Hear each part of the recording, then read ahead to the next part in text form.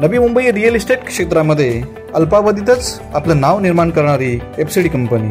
FCD company अर्थात four corners developers या कंपनीचा द्वितीय वर्धापन दिन नेरूळ नवी मुंबई येथे मोठ्या उत्साहात संपन्न झाला. नेरूळ येथे आयोजित करण्यात आलेल्या या सोहळ्यामध्ये ठाणे, मुंबई, नवी मुंबई, पनवेल परिसरातील अनेक मान्यवर उपस्थित होते. पनवेल महानगरपालिकेचे विरोधी पक्षनेते प्रीतम म्हात्रे यांनी या सोहळ्याला उपस्थिती दर्शवून या कंपनीला शुभेच्छा दिल्या.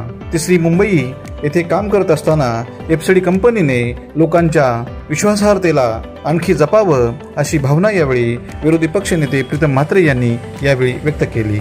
तिसऱ्या मुंबईचा विकास होत असताना सर्वसामान्य माणसाला उद्योजक बनवावं ही भावना, ही संकल्पना घेऊन एफसीडी कंपनी मोठ्या विश्वासार्हतेने कार्यरत आहे, काम करीत आहे अशी भावना यावेळी एफसीडी कंपनीचे CMD अशोकराव मोटे यांनी यावेळी व्यक्त केली.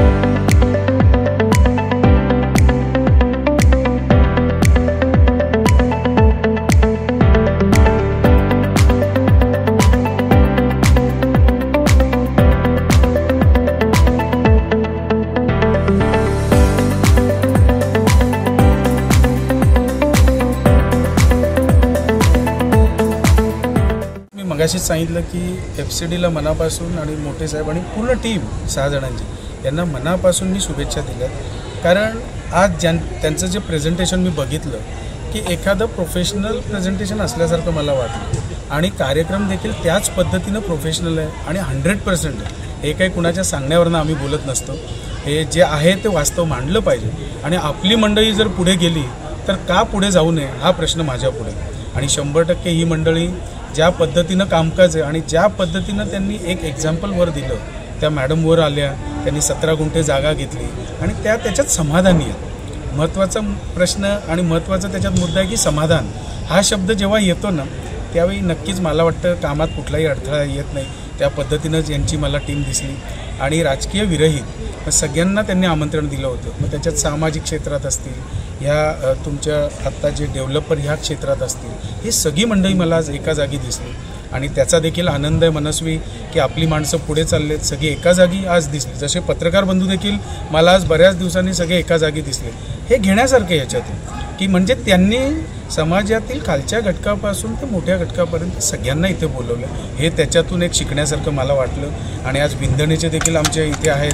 ही सगळी मंडळी आज खारघरला ऑफिस, मी त्यांना सांगितलं की पुढच्या वर्षी स्क्रीनवर आपल्या भारतातले जे मौजे अटल सेतू आहे, उद्या गव्हाण फाटा किंवा करळ फाट्यावर जे दुबईसारखं ब्रिज जे जेम म्हात्रे म्हणून आम्ही स्वतः बनवलं आहे, जे ब्रिज म्हणजे मी बनवले म्हणून सांगत नाही, पण ते ब्रिज ज्या पद्धतीनं बनलं हे फोटोज देखील उद्या तुम्ही दाखवू शकता. आणि खरोखर उद्या या काही गोष्टी लक्षात आल्या, उद्या ते डेव्हलपरमध्ये स्वतः घुसतील.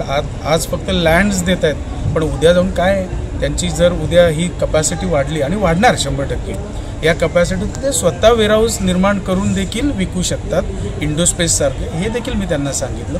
आणि खरोखर येणारा आंतरराष्ट्रीय दिवा पाटील विमानतळ याच्यातून जे रोजगार उत्पन्न निर्माण होणार आहेत, याच्यातून वेगवेगळ्या तऱ्हेने जे बिझनेस देखील निर्माण होणार आहेत, याच्यात देखील यांचा मोठा वाटा असणार आहे. कारण यांच्याकडून देखील यांना अजून मला माहीत नाही कुठपर्यंत आहे, परंतु मला असं वाटतं स्वतःला, माझं वैयक्तिक मत आहे की यांच्याकडून देखील बरेचसे बिझनेस दिले जातील पुढच्या काळात, असं मला वाटतं. आणि ते नक्कीच पुढे करतील.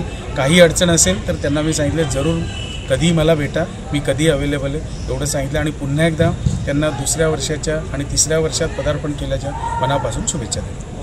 मी प्रीतम दादाला धन्यवाद देतो. त्यांनी एवढ्या बिझी शेड्यूलमध्ये इथपर्यंत आले, कारण आज सर्वात मोठी लग्नाची तीथ आहे.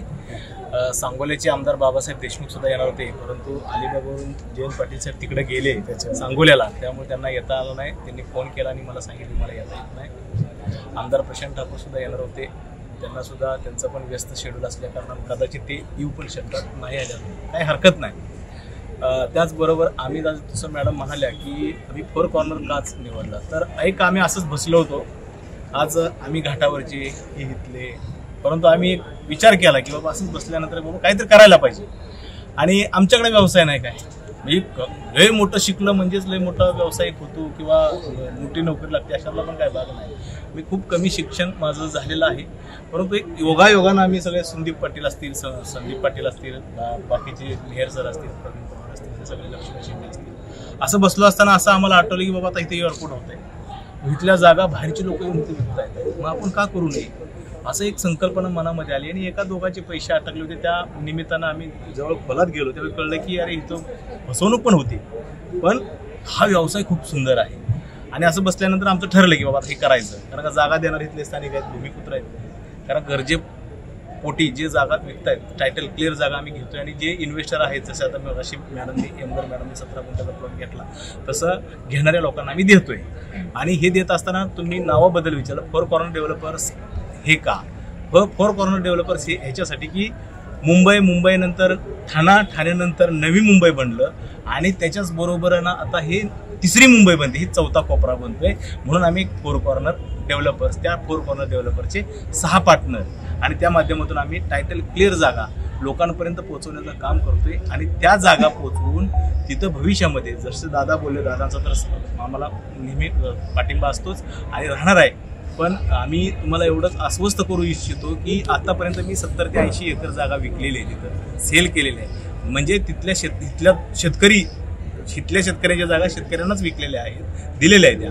पण तिथं भविष्यामध्ये ज्यावेळेस नवी मुंबईसारखी डेव्हलपमेंट येणार आहे, शिडकोनी कशी नवी मुंबईमध्ये आणली तशी तिथे MMRD डेव्हलपमेंट आणणार आहे, कारण का त्यावेळी दादांचा खूप मोठा रोल असणार आहे त्यामध्ये, आणि त्यांचं योगदान आम्हाला लागणारच आहे. पण तिथं MMRD ज्यावेळी क्षेत्रांनी प्लॉटिंग करणार त्यावेळी ऐतिहासिक काम त्या टॉप 5 मध्ये 4 कॉर्नर डेव्हलपर्स ही कंपनी असणार, आणि ह्याच्यासाठी दादांचं योगदान लागणार आहे.